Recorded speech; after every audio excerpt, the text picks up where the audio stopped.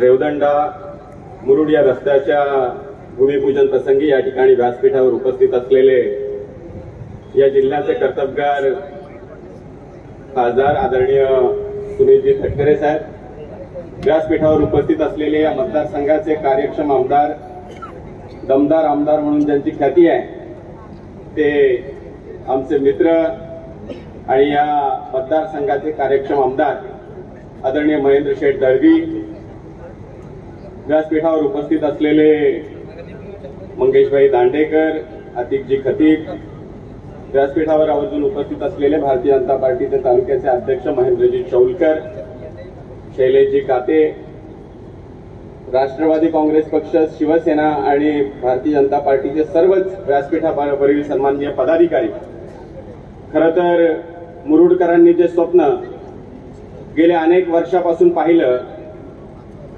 त्या स्वप्नाची पूर्ती करण्याच्या दृष्टीने या कार्यक्रमाचं आयोजन या ठिकाणी केलं गेलंय। खरं तर मुरुड तालुका हा पर्यटनावर अवलंबून असलेला तालुका आहे। म्हणजे अगदी तळेखालच्या टोकापासनं त्या ठिकाणी मिठागर पर्यंत आपण जर बघितलं तर विस्तारलेला मुरुड तालुका हा केवळ आणि केवळ पर्यटनावरती अवलंबून असलेला तालुका आणि पर्यटनावर अवलंबून असलेल्या तालुक्याला पायाभूत सुविधा असतील तर त्या पायाभूत सुविधांच्या माध्यमातून तिथला विकास केवळ पर्यटनाच्या माध्यमातून किती मोठ्या प्रमाणावरती होऊ शकतो याचं उदाहरण आपण वेगवेगळ्या राज्यांमध्ये त्या ठिकाणी पाहिलं। आपल्या सगळ्यांना आवर्जून माहिती आहे की 2014 पासून या संपूर्ण देशामध्ये एक वेगळी चळवळ उभी राहिली।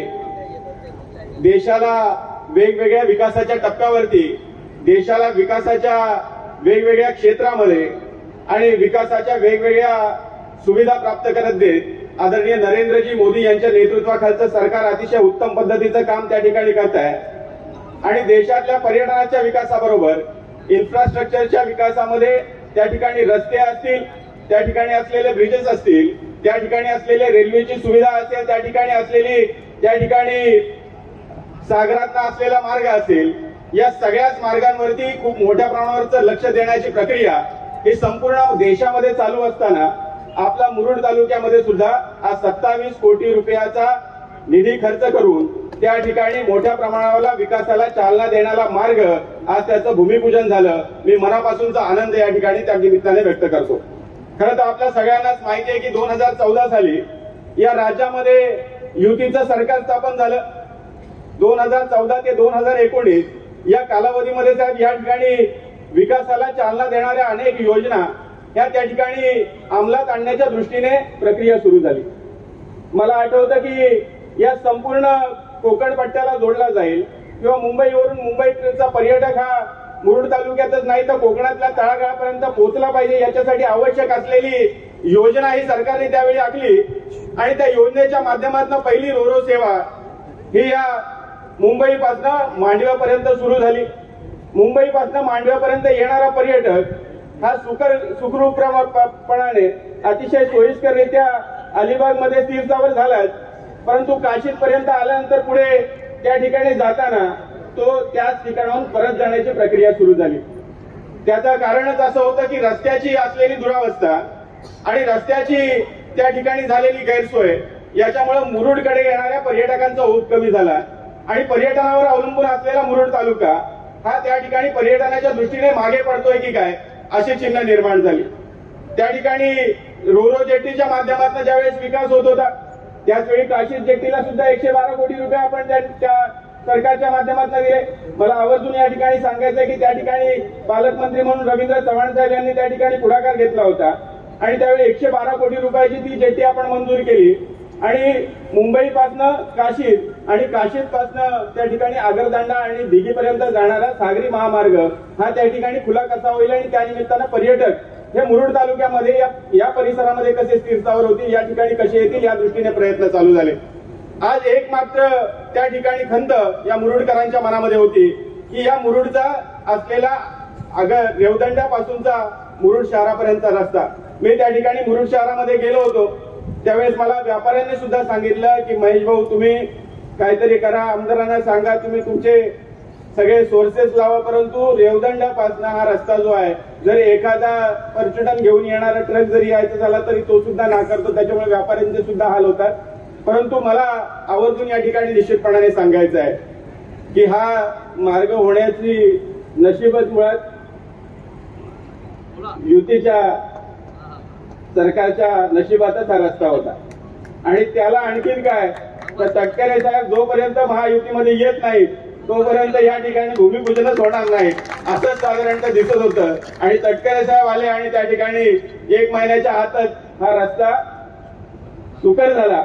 मला निश्चितपणाने या ठिकाणी सांगायचं आहे की भविष्य काळामध्ये या संपूर्ण पायाभूत विकास असेल, या ठिकाणचा असलेला पर्यटनावर अवलंबून असलेला विकास असेल, रोजगाराच्या संधी असतील, या सगळ्याच बाबतीत मोठ्या प्रमाणावरचं काम या विभागामध्ये चालू आहे.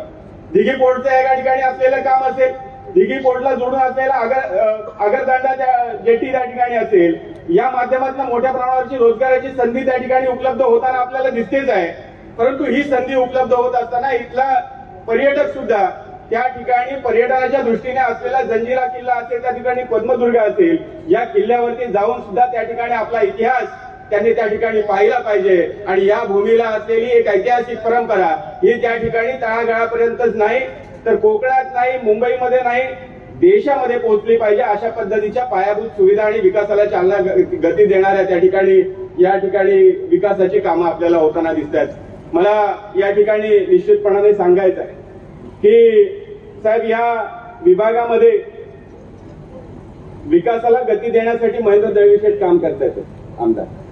परंतु सरकारची ज्यावेळेस सकारात्मक भूमिका असते त्यावेळेस सरकारच्या माध्यमातून कुठलाही भेदभाव न करता, पक्षपात न करता किती मोठ्या प्रमाणावरचा विकासाचा निधी हा या ठिकाणी येऊ शकतो याचं सुद्धा उत्तम उदाहरण या सरकारच्या माध्यमातून पाहिलं. आपण 15 वर्ष 2014 पूर्वी साहेब आपण 15 वर्ष सरकारमध्ये होता. मला आठवतं की या कोकणामध्ये वेगवेगळ्या पद्धतीने विकासाच्या योजना आणण्यासाठी आपण प्रयत्न केला. पायाभूत सुविधांबरोबर लोकांचं जीवन सुद्धा सुकर झालं पाहिजे, सुसह्य झालं पाहिजे यासाठी आपण प्रयत्न केला ते आम्ही पाहिलं. परंतु त्यानंतरच्या कालावधीमध्ये या ठिकाणी झालेली जी काही दुरावस्था असेल ती दुरावस्था त्या ठिकाणी आम्ही सुधारण्याचा निश्चितपणाने प्रयत्न केला. आणि मला विश्वास आहे की आपण या ठिकाणी आल्यानंतर त्याला एक वेगळ्या पद्धतीचा आयाम, एक वेगळ्या पद्धतीची गती आणि एक वेगळ्या पद्धतीची सुनियोजित पद्धतीने ते योजना राबवण्याची एक हतोटी असणारे आपल्यासारखं नेतृत्व ज्यावेळेस महायुतीमध्ये सामील होतं त्यावेळेस निश्चितपणाने कोकणाच्या विकासाला गती आणि गतीबरोबर ती प्रगतीच्या सगळ्या त्या ठिकाणी व्यवस्था या उभ्या राहिल्याशिवाय निश्चितपणाने राहणार नाही. मी आदरणीय रवींद्र चव्हाण साहेब आजच्या कार्यक्रमाला येणार होते, परंतु रवींद्र चव्हाण साहेब त्या ठिकाणी भराडी देवीची यात्रा आहे, त्या यात्रेमध्ये आदरणीय मुख्यमंत्री, आदरणीय उपमुख्यमंत्री देवेंद्र फडणवीस असतील, अजितदादा पवार असतील, हे या त्या ठिकाणी मोठ्या प्रमाणाच्या कार्यक्रमाला त्या ठिकाणी उपस्थित राहिल्यामुळे ते आज येऊ शकले नाहीत.